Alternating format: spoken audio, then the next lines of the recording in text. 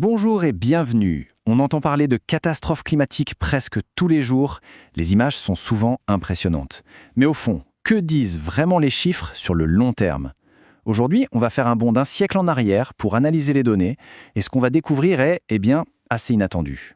On a tous cette image en tête, non? L'idée que les catastrophes climatiques sont de plus en plus fréquentes et surtout de plus en plus meurtrières. C'est le récit qu'on entend un peu partout. Mais et si on prenait juste un instant pour se poser la question, et si cette histoire était incomplète? Regardez bien ce chiffre, moins 97,5%. C'est énorme. Mais qu'est-ce que ça représente? Accrochez-vous, parce que c'est la clé de tout ce qui va suivre. Alors voilà, ce chiffre, ce fameux moins 97,5%, c'est la réduction du nombre annuel de décès dus aux catastrophes climatiques, inondations, sécheresses, tempêtes, etc., au cours des 100 dernières années. Oui, une baisse spectaculaire. Pour vraiment saisir l'ampleur du truc, il faut prendre de la hauteur. On ne parle pas des 5 ou 10 dernières années, non. On parle d'un siècle complet. Des années 20, une époque complètement différente, jusqu'à aujourd'hui. C'est seulement avec ce recul que la tendance apparaît, limpide. Et la voilà, la preuve en images. Il suffit de suivre cette courbe bleue. Elle plonge, littéralement. On part de pics vertigineux dans les années 20 et 30, où les morts se comptaient par centaines de milliers. Et regardez où on en est aujourd'hui. La chute est nette, la tendance est indéniable. Pour que ce soit encore plus parlant, mettons les chiffres côte à côte. D'un côté, les années 20, presque un demi-million de morts par an en moyenne. De l'autre, aujourd'hui, on est à moins de 12 000. Le contraste est juste saisissant.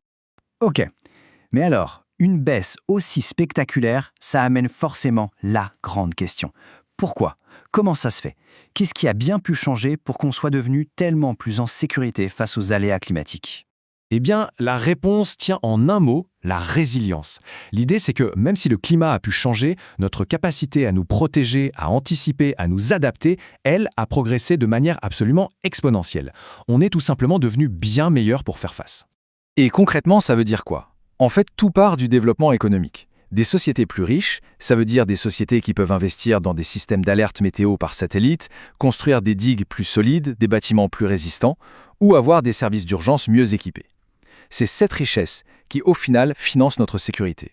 Bon, c'est une belle histoire, mais elle ne serait pas tout à fait complète si on ne jetait pas un œil critique sur les données elles-mêmes. Parce que la façon dont on compte les choses, ça peut radicalement changer la perception qu'on en a. C'est crucial pour ne pas tirer de conclusions trop hâtives.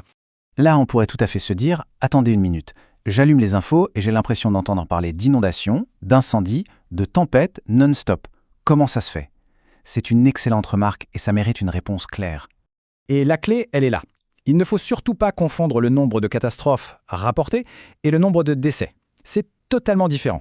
Aujourd'hui, avec les smartphones, Internet, les chaînes d'infos en continu, le moindre événement à l'autre bout du monde est filmé, documenté, diffusé partout en quelques minutes. C'est ce qu'on appelle l'effet CNN.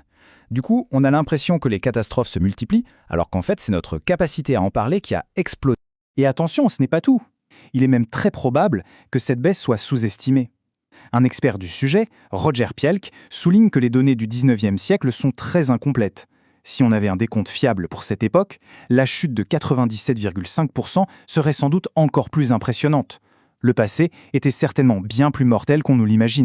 Il y a une autre petite subtilité dans les données, mais qui a son importance.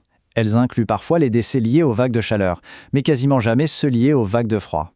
Pourtant, de nombreuses études montrent que le froid tue bien plus de monde que le chaud à l'échelle de la planète. Donc pour assurer une comparaison juste sur un siècle, ces données sur les températures extrêmes ont été mises de côté dans l'analyse principale. C'est un détail technique, mais important à avoir en tête. D'accord. Alors, maintenant qu'on a posé tout ça sur la table, qu'est-ce qu'on en retient? Quelle est la véritable leçon à tirer de tout ça? En fait, c'est surtout une question de perspective et de savoir séparer les faits de l'émotion. Et là, il faut être très clair sur un point. Cette analyse ne veut absolument pas dire que le réchauffement climatique n'est pas un vrai sujet. Pas du tout. Le message est ailleurs. Il nous invite à aborder le problème de manière rationnelle, en se basant sur les faits, plutôt que sous le coup de la panique. Allez, pour finir, un dernier chiffre, juste pour la mise en perspective. 19 000, que peut bien représenter ce nombre? Eh bien, 19 000, c'est à peu près le nombre de personnes qui meurent accidentellement dans leur baignoire chaque année. Rien qu'au Japon.